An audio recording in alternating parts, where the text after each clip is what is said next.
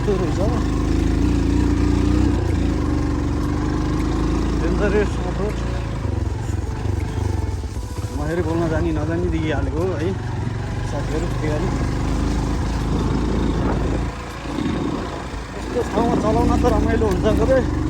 बाइकलाई फेरि मार पर्छ कि 18 साल त भएको बाइकलाई पनि गाह्रो पर्छ फेरि मैले बाइक सर्भिसिङ गरेको छैन कि त्यही भएर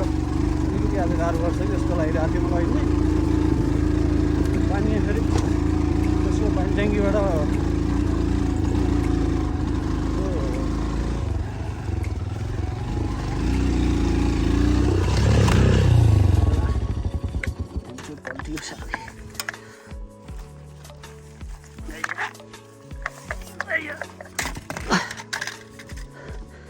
फाइनली बाइक पल्टेको अवस्था है